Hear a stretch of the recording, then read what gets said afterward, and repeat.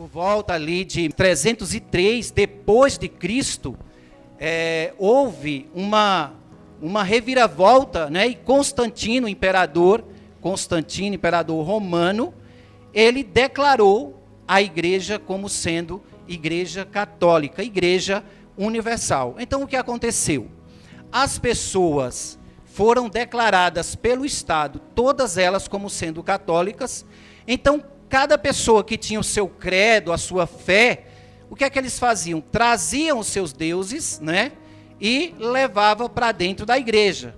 E aí foi dito o seguinte: olha, não importa que religião você é, traz o seu Deus, traz aquele Deus que você cultua, e nós vamos continuar adorando aqui dentro da igreja católica. Então, isso continuou, até que Martinho Lutero teve uma revelação divina. Ele era monge, né, dentro do monastério, ali dentro, isolado, em suas orações, quando ele leu ali Romanos capítulo 13, ele teve, né, um lapso. O Espírito Santo iluminou a mente dele, e ele olhou para tudo aquilo que estava acontecendo em sua volta, a igreja vendendo as indulgências. Para quem fosse salvo tinha que comprar, para quem quisesse ser salvo teria que comprar uma carta de indulgência, né? Comprando aquele pedaço de papel, a pessoa tinha a sua salvação garantida. E essas barbaridades todas e outras mais, né, foram vendidas também, lascas da cruz de Cristo, e o pessoal por aí foi, né, a bandalheira toda, e a igreja foi tomando um rumo diferente daquele que Jesus propôs. Então o que aconteceu? No ano de 1517, esse monge Martinho Lutero, ele se insurgiu contra a igreja católica e falou: está tudo errado. Está tudo errado. E aí, a partir dessa insurgência, né, que ele levantou, ele foi perseguido pela igreja, ele precisou fugir.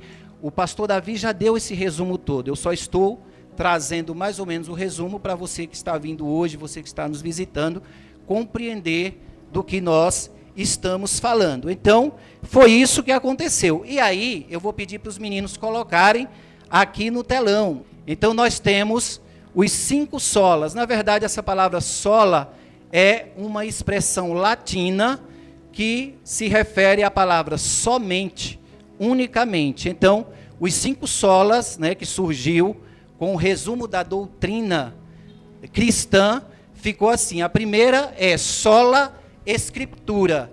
O que é sola escritura? Nós cultuamos a Deus, nós devemos cultuar a Deus somente pelas Escrituras. E aí o segundo sola, solos Christus, nós cultuamos a Deus através do seu Filho Jesus Cristo, somente Cristo, ninguém mais. Nós não vamos recorrer a mais ninguém pedindo intercessão, pedindo graça, porque Cristo foi o único que morreu na cruz, somente Ele que é suficiente. Terceiro sola, sola gratia. Sola gratia quer dizer somente a graça de Deus. Só a graça. Então, amados, por que só a graça? Nós não merecemos absolutamente nada. A nossa salvação não depende de obras, não depende de quem corre mais, foi simplesmente pela graça salvífica de Deus. Amém? Quarto sola, sola fide. Sola fide significa somente pela fé. Martinho Lutero, né, ele, quando teve esse insight, ele entendeu, quando ele leu lá em Romanos, na carta de Romanos também, no capítulo 1, verso 17, que diz: o justo viverá somente pela fé. Então é fé. A fé, como diz lá em Hebreus capítulo 11, 1, a fé é o firme fundamento das coisas que se esperam, mas não se veem. Então a fé, meus amados, é andar como você anda no deserto. Como quem anda no deserto não tem caminho. Porque não consegue ter caminho no deserto, a tempestade logo apaga as marcas por onde você passou. Andar no deserto é andar sem direção. Mesmo quando você se sente sem direção, o crente ele deve olhar para Cristo Jesus somente pela fé. Amém? E o quinto sola é soli deu glória. Glória somente a Deus. Glória somente a Deus. Então nós não devemos dividir a glória de Deus com ninguém. Nem mesmo puxar, querer essa glória para nós. Porque o único que merece toda honra e glória é o nosso Senhor Jesus Cristo. Amém? Então, meus amados, nós vamos aqui agora, você já abriu aí a Bíblia, nós vamos ler Efésios capítulo 2, do versículo 1 até ao 10. Né? Então, nós vamos lá a leitura. E vos vivificou, estando vós mortos em ofensas e pecados, em que noutro tempo andastes, segundo o curso deste mundo, segundo o príncipe das potestades do ar, do espírito que agora opera nos filhos da desobediência, entre os quais todos nós também antes andamos nos desejos da carne, fazendo a vontade da carne e dos pensamentos, e éramos, por natureza, filhos da ira, como os outros também. Mas Deus, que é riquíssimo em misericórdia, pelo seu muito amor com que nos amou, estando nós ainda mortos em nossas ofensas, nos vivificou juntamente com Cristo. Pela graça sois salvos. E nos ressuscitou juntamente com Ele, e nos fez assentar nos lugares celestiais em Cristo Jesus, para mostrar nos séculos vindouros as abundantes riquezas da sua graça, pela sua benignidade para conosco em Cristo Jesus. Porque pela graça sois salvos, por meio da fé. Isso não vem de vós, é dom de Deus, não vem das obras, para que ninguém se glorie, porque somos feitura sua, criados em Cristo Jesus, para as boas obras, as quais Deus preparou para que andássemos nelas. Amém? Baixe a sua fronte, baixe a sua cabeça e vamos orar agora neste momento. Pai querido, nós te louvamos, ó Deus, nesta noite. Pedimos, ó Deus, a iluminação do Teu Espírito Santo, para que através da leitura, da exposição desta palavra, sejamos confortados, confrontados, corrigidos, disciplinados e encorajados, Senhor. E que o Senhor fale tremendamente conosco nesta noite, Pai. Que os Teus filhos saiam daqui, ó Deus, cheios, meu Pai, da Tua palavra e da Tua presença, Pai. Nós rejeitamos nesta noite toda obra das trevas. Nós rejeitamos, Pai, tudo aquilo que se levantar contra todo o conhecimento do Pai, nós rejeitamos e repreendemos no nome santo daquele que é poderoso, o nosso Salvador e Senhor Jesus Cristo. Amém, amém. Nós vamos aqui compreender um pouco essa carta aos Efésios. A carta aos Efésios, ela foi escrita quando o apóstolo Paulo estava preso em Roma. Vocês lembram? Lá em Atos dos Apóstolos, quando ele foi conduzido, um navio, o navio Adriático ia levando ele para uma conferência, para ele falar com César. Então ele foi para Roma e lá ele ficou, ficou preso e deixaram ele preso lá muitos dias, muitos meses e até anos, querendo receber alguma oferta em dinheiro, algum pagamento, alguma propina para que Paulo fosse solto. Mas Paulo permaneceu lá, ficou lá e foi passando um governador, foi passando outro, e Paulo foi ficando. E aí, irmãos, os Efésios, o povo de Éfeso era um povo muito idólatra. Por quê? Porque na Ásia Menor tinha um templo que era conhecido por todos, que era o templo da deusa Diana. A deusa Diana, ou a deusa Ártemis para os gregos, ela era cultuada em toda a Ásia. Então teve um dia lá, teve um movimento tão grande quando Paulo chegou naquela cidade, que eles ficaram tão indignados, que eles passaram 3 horas seguidas gritando: grande é a deusa Diana dos Efésios. Grande é a Diana dos Efésios. Imagina você ficar 3 horas gritando: grande é a Diana dos Efésios. E aí, amados, aquele povo, houve uma certa resistência.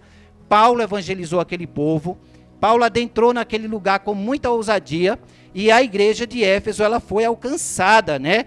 E aí o que aconteceu? Aquele povo de Éfeso, os efésios, eles se tornaram filhos espirituais de Paulo.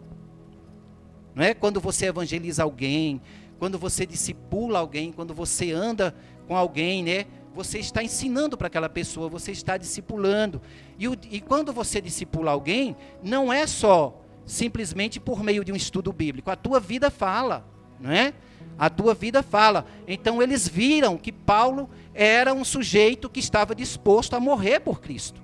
Era alguém que estava disposto a dar a sua vida. E Paulo tinha um testemunho tremendo, não é? Então eles se tornaram ali discípulos do apóstolo Paulo. E aí, eles desanimaram, irmãos. Puxa vida, né? Paulo foi preso. E agora? E agora? Paulo foi preso. Como é que pode? Que Deus é esse? Sabe, irmãos, isso é muito nossa cara. A gente está andando de boa, a gente está cultuando, glorificando, mas quando você vê que um líder seu, ele desanima na fé, a gente começa também, né, desanimar, falar, puxa vida, que Deus é esse, né, que nós estamos servindo? O pastor fulano de tal era tão firme, né? A diaconisa fulana de tal era tão firme, está desanimando. Então eles começaram a questionar. E Paulo, sabendo disso, irmãos, com muita ousadia, Paulo, ele escreve uma carta, olha só, irmãos, isso que é fé. A gente desanima por qualquer coisa.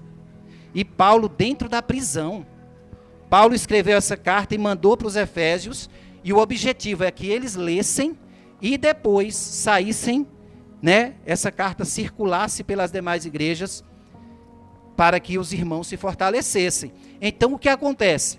Paulo está dizendo para eles o seguinte, né? O versículo 1 começa assim, ó. E vos vivificou, estando vós mortos em ofensas e pecados, em quem no outro tempo andaram segundo o curso deste mundo, segundo o príncipe do ar, do espírito que agora opera nos filhos da desobediência. Amados, o que é que Paulo está dizendo assim, irmãos? Não fiquem tristes, né? Porque vocês foram vivificados, vocês estavam mortos em suas ofensas. Aí Paulo, ele faz no sentido contrário. Ao invés dele fortalecer, dele pregar a Cristo primeiramente, Paulo faz o quê? Ele começa a mostrar a miséria em que eles se encontram. E aí Paulo vai mostrar a miséria em que o povo se encontra. Para quê?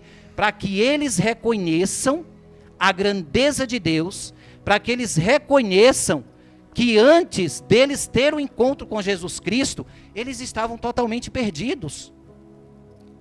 Depravação total, irmãos. Se você não compreender que a raça humana, ela é corrompida desde o seu nascimento, porque nós herdamos o pecado original dos nossos antepassados, dos nossos pais, né? Adão e Eva. Se você não compreender isso, você vai achar que você foi salvo porque você é bonzinho, não é? Porque você é uma mulher que faz muita caridade, é um homem que faz muitas coisas boas e, na verdade, ninguém é bom, irmãos, né? A Bíblia mesmo fala que ninguém é bom. Não há um justo sequer.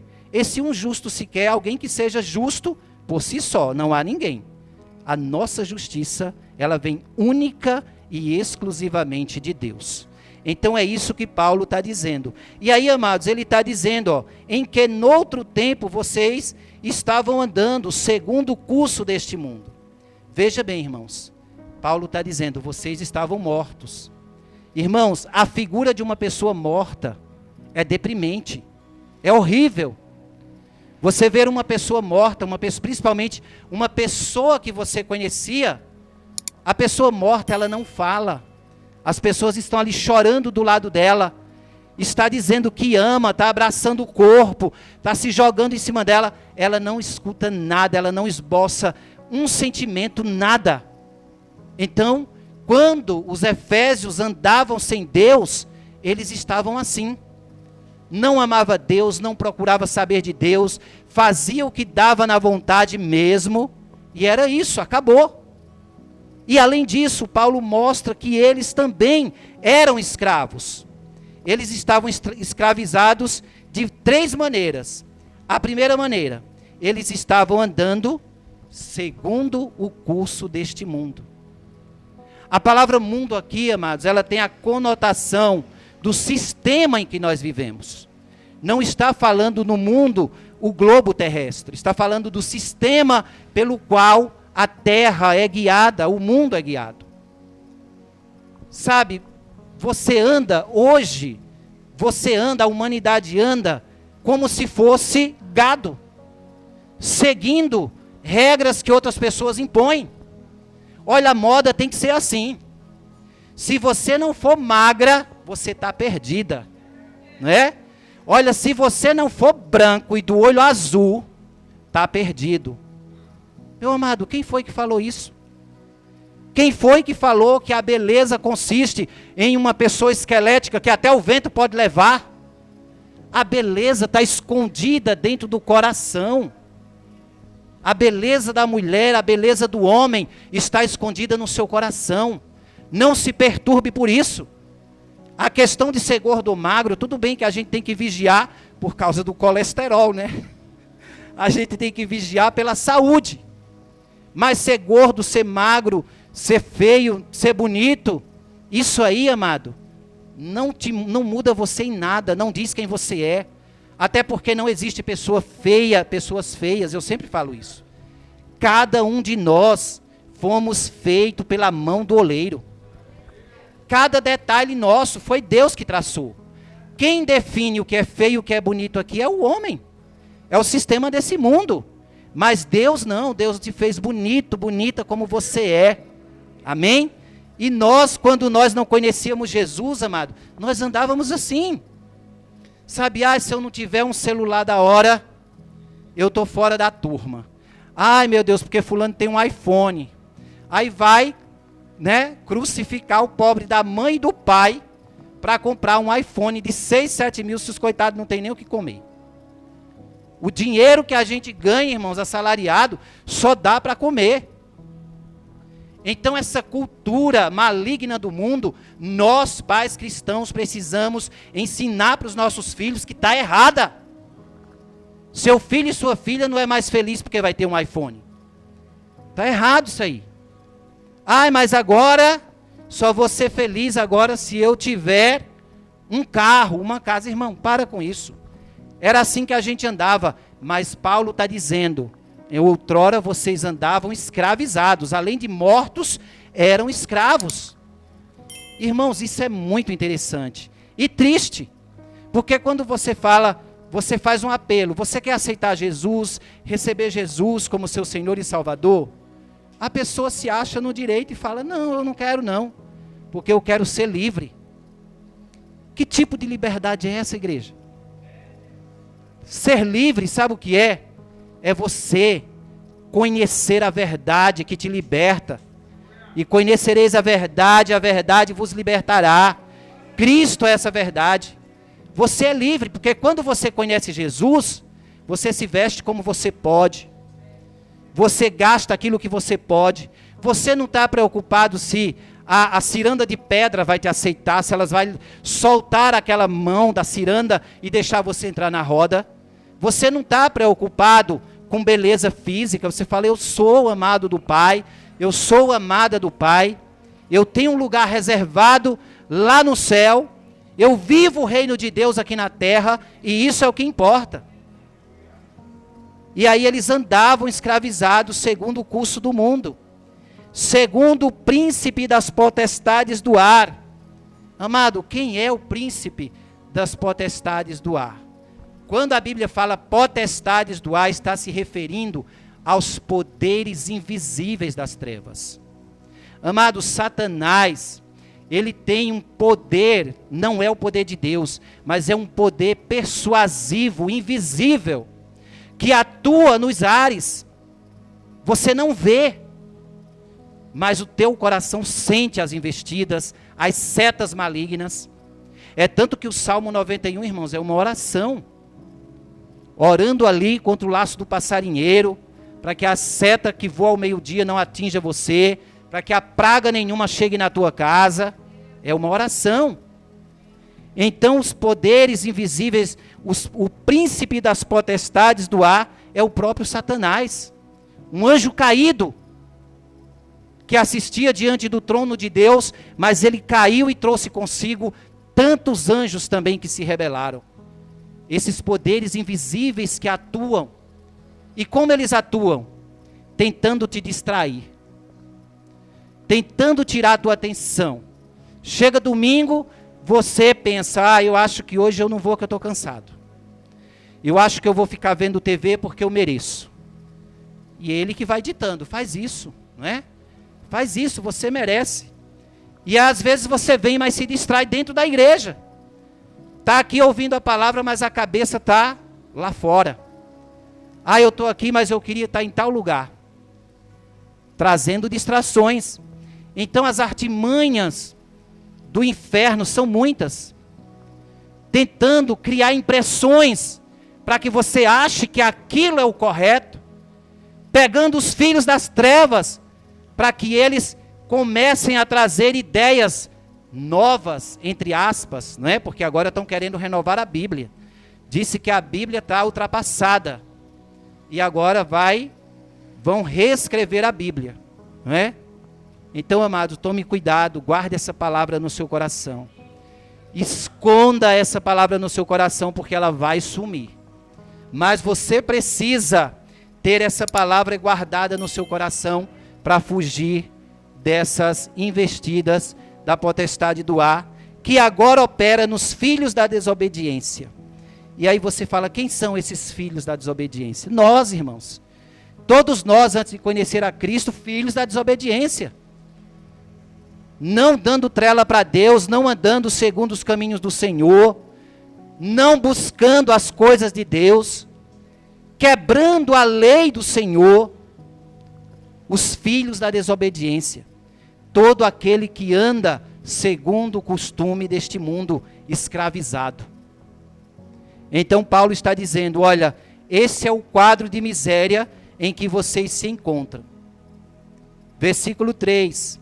Entre os quais todos nós também antes andávamos nos desejos da carne. Desejos da carne, irmão. É pecado ter desejo? Não. O homem tem desejo pela mulher. A mulher tem desejo pelo homem. O meu corpo tem desejo de comer, de beber, de se alimentar. São desejos lícitos. Desejo de namorar, de ter uma esposa, uma família, desejos lícitos. Qual é o problema? O problema é que as pessoas querem satisfazer esses desejos de maneira errada, na hora errada, com a pessoa errada e no tempo errado. Essa é a questão. Não é proibido ter desejo, mas esses desejos precisam ser controlados pelo Espírito Santo e ser praticado da maneira correta, com a pessoa correta e no tempo certo, o tempo de Deus. Amém? Glória a Deus. Então, Paulo pinta esse quadro de miséria para os Efésios, e aí no capítulo 4, ele muda, não é? Ele traz a mensagem salvífica de esperança. E aí Paulo vai dizer aqui, mas Deus, que é riquíssimo em misericórdia pelo seu muito amor com que nos amou, estando nós ainda mortos em nossas ofensas, nos vivificou juntamente com Cristo. Pela graça sois salvos. E nos ressuscitou juntamente com Ele, e nos fez assentar nos lugares celestiais em Cristo Jesus. Amém? Meus amados, aqui Paulo diz assim, olha, o quadro de miséria é esse. Então, não pense que você é bonzinho e que você é boazinha. O quadro horrível em que você está metido é esse aqui. Mas Deus, que é riquíssimo em misericórdia, pelo seu muito amor com que nos amou. Amado, o que é misericórdia? É sentir no coração a miséria do outro. É se colocar no lugar do outro. Misericórdia é você fazer algo por alguém que não merece nem a tua atenção, nem que você olhe para ela ou para ele, mas você fala: eu tenho um Deus misericordioso, essa misericórdia foi plantada no meu coração, por isso vou agir assim, diferente. Misericórdia é isso, amado, é você agir, fazer algo por alguém que não merece nada. Foi o que Deus fez por nós. Nós não merecíamos nada, absolutamente nada, mas o Senhor deu seu Filho unigênito, Jesus Cristo, com um preço alto, que só quem sabe o preço que foi pago naquela cruz, é o próprio Jesus que passou na pele. Só Ele que sabe, só Deus que sabe, o quanto o coração de Deus gemeu, vendo o seu Filho naquela cruz. Sabe, amado, dar algo precioso, Deus deu o seu Filho, Jesus, mais precioso que qualquer coisa, foi dado para morrer em nosso lugar. Por isso, meus amados, nós precisamos exercer essa misericórdia, porque Deus muito nos amou, e nós estávamos mortos nas nossas ofensas, e Deus nos fez, nos vivificou, nos deu vida. Sabe como acontece o processo de salvação? Primeiramente, o Senhor nos dá vida, porque nós não podemos receber nada que não venha do céu. Primeiro Ele nos toca. Sabe quando lá em Ezequiel capítulo 37, o vale dos ossos secos, e o Senhor falou para o profeta: profetiza sobre esses ossos. E aqueles ossos, aquele vale de ossos secos, começou a se levantar. A voz do profeta, a voz de Deus, levantou aquele vale de ossos secos. Assim, meu amado, Deus fez conosco. Nós éramos esse vale de ossos secos, sem reação nenhuma, sem esperança nenhuma.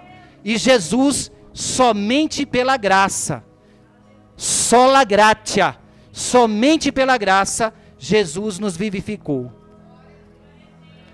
E Ele nos ressuscitou, amado. Sabe o que nós precisamos? É de ressurreição. Se Cristo ressuscitou, nós também ressuscitamos. Amado, o pecado é uma ferida mortal, é um câncer. E não adianta você colocar apenas um curativo sobre esse câncer. Precisa de uma cirurgia. Precisa arrancar pela raiz. Só quem pode arrancar esse mal pela raiz, só quem pôde, foi Jesus Cristo. Amém? Só Jesus. E aí, amado, já caminhando para a conclusão, a resposta aqui que Paulo vai dar para eles, no versículo 7, ele vai falar a razão por que Deus fez isso.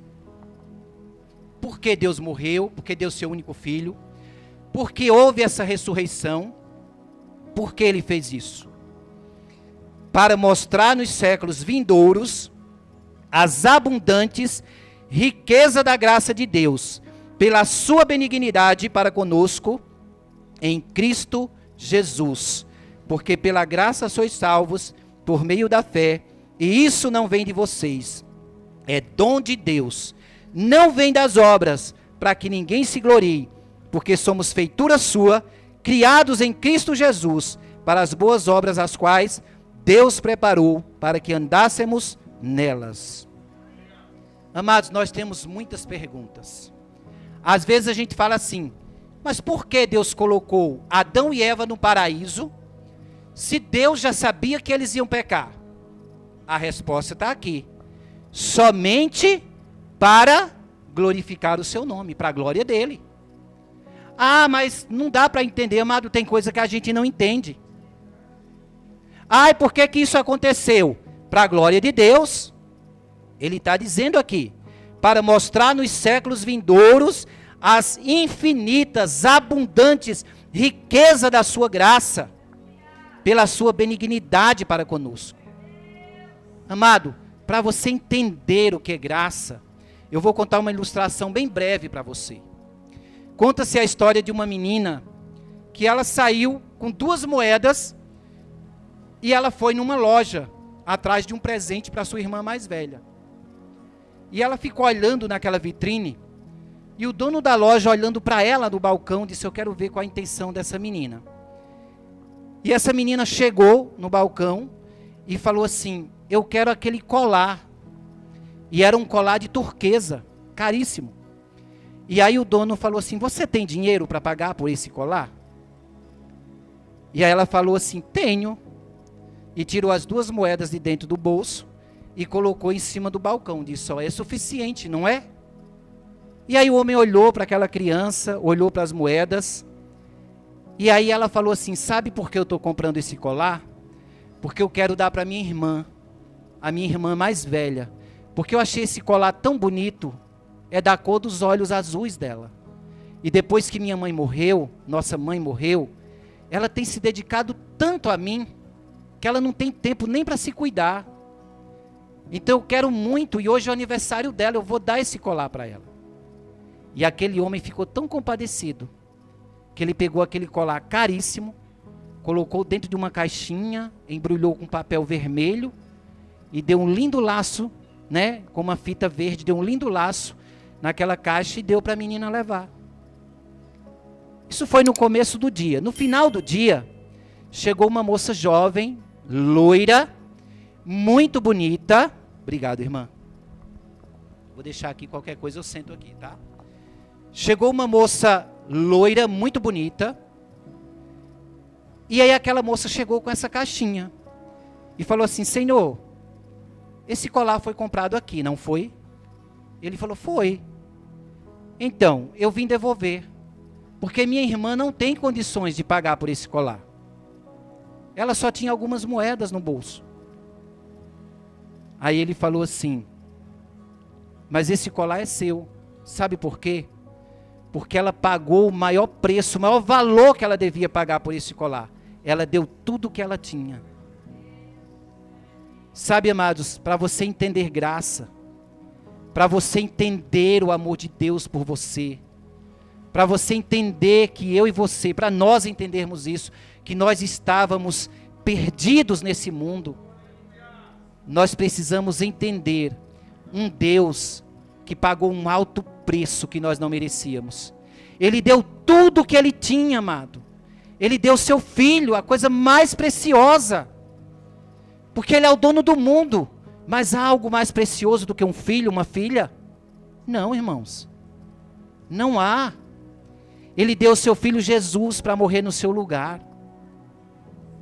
Então, quando você quiser desanimar, quando você quiser considerar pouca coisa, você ser chamado de crente, de cristão, e de vir adorar ao Senhor todos os domingos, orar às quartas-feiras, ir nas células de oração às terças-feiras, pense bem nisso.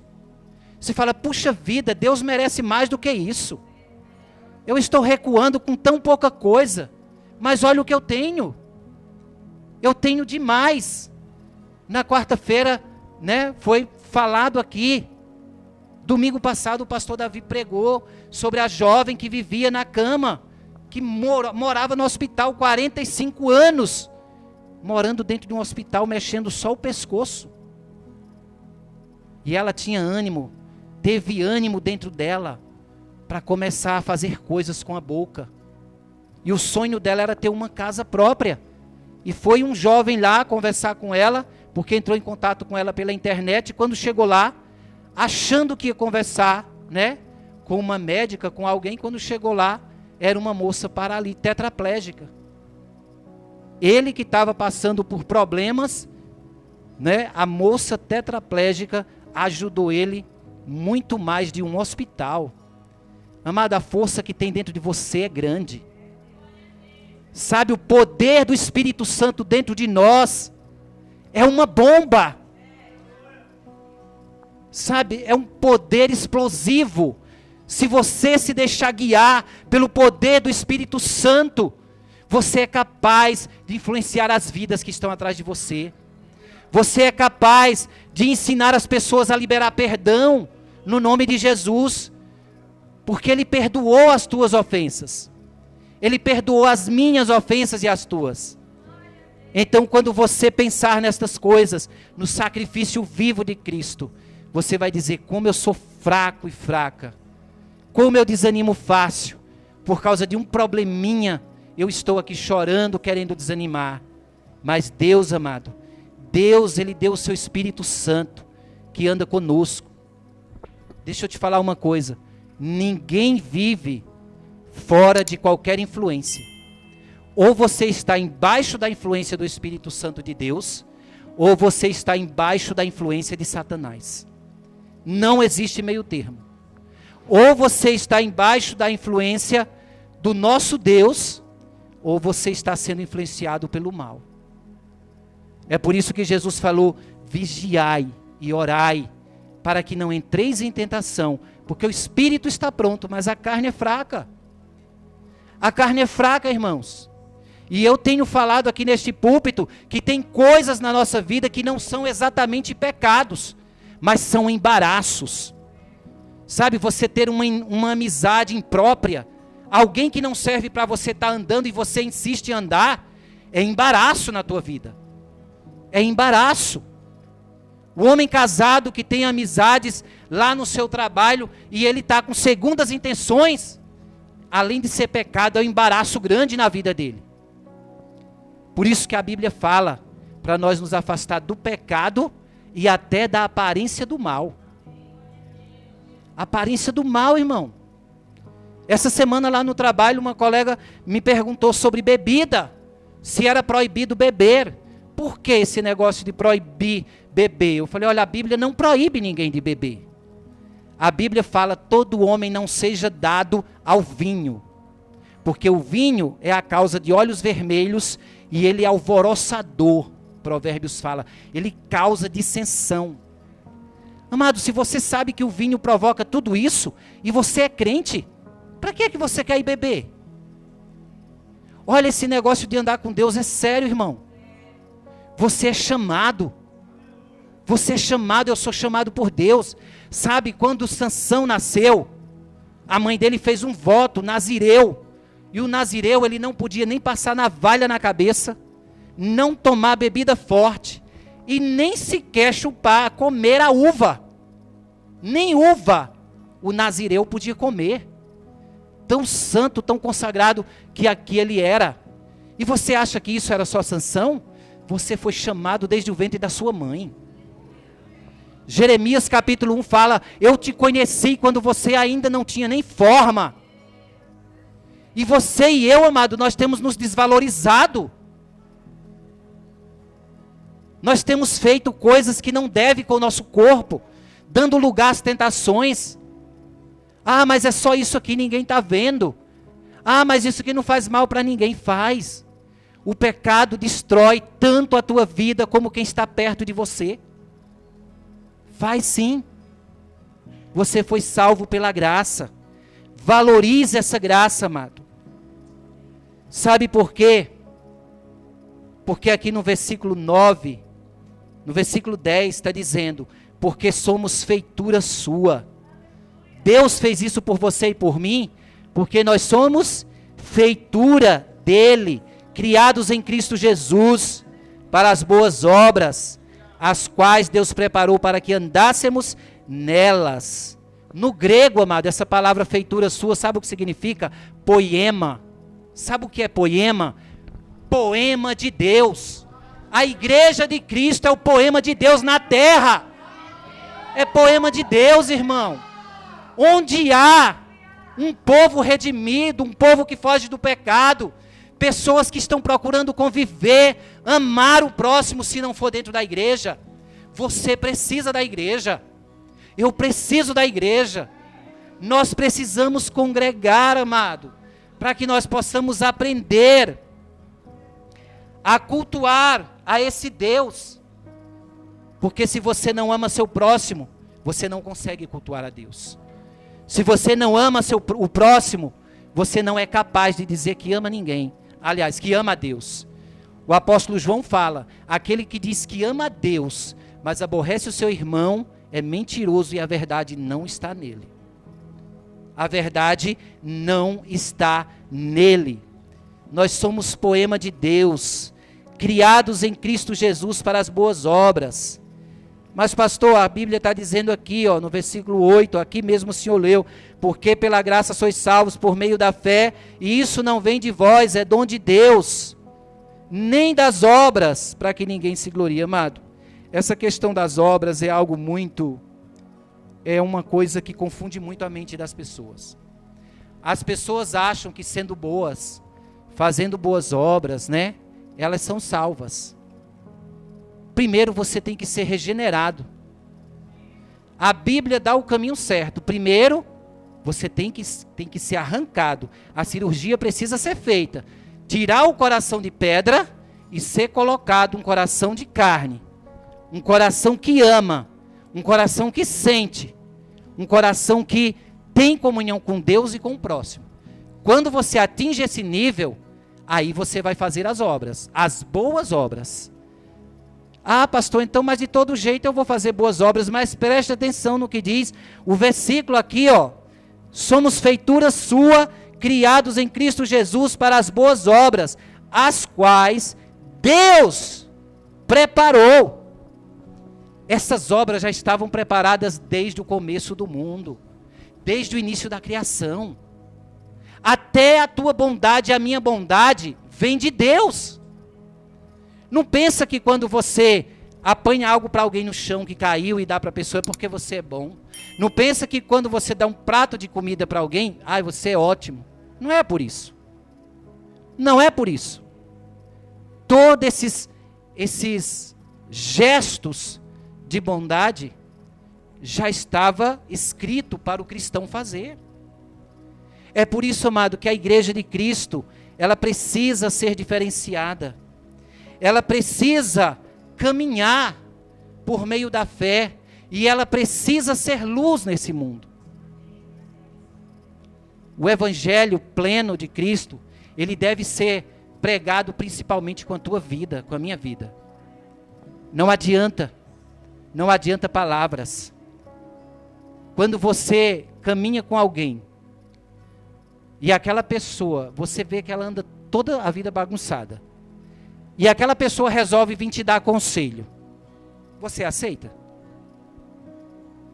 Então, você diz que é cristão. As pessoas olham para a tua vida e vê você andando totalmente contrário do que você vive dizendo que é. E aí você quer ir dar conselho para as pessoas. Você acha que elas vão te ouvir? Não vai. Não vai, amado. Por que é que Jesus, ele criticou os fariseus, escribas? Falou assim, vocês são bonitos por fora, por dentro vocês são como um túmulo, um sepulcro, só tem podridão. Isso é muito sério, igreja, é muito sério. O crente tem que viver somente pela fé, é a primeira proposição da reforma protestante, viver pela fé. Primeira não, né, que tem uma ordem, primeira é somente as escrituras, somente as escrituras. Sola Escritura, a primeira. Mas é uma das. Somente pela fé e depois, somente pela graça. Nós não merecemos nada, nós não temos nada. Toda glória e toda honra deve ser dada somente a Deus. Amado, Deus não divide a glória dele com ninguém. Deus não divide sua glória. Se você fizer algo e você quiser aplauso para você, se você fizer algo em qualquer lugar e você querer ser elogiado, elogiada, e que as pessoas batam palmas para você, você está tirando a glória de Deus. Isso é idolatria. Idolatria é igual ao pecado de feitiçaria. Pecado de feitiçaria. Então, meus queridos, para concluir tudo que foi falado aqui, eu quero que você, nesta noite, eu quero que você glorifique o nome do Senhor, que você olhe para essa graça salvadora, para que você saia daqui convicto de que você estava morto nas suas transgressões, escravizado pelo sistema desse mundo, e que havia um mal, uma ferida aberta, que você nunca conseguiu arrancar essa ferida por si só. Não consegue, amado. Eu tentei mudar a minha vida várias vezes por mim mesmo. Eu falava, eu vou ser diferente a partir de agora. Eu vou agir assim, eu vou deixar de fazer isso. Não passava uma semana, eu acho que nem 2 dias, eu já estava fazendo as mesmas práticas. Somente pela graça. Foi a graça que te alcançou. Vá ficando de pé, nós já estamos encerrando.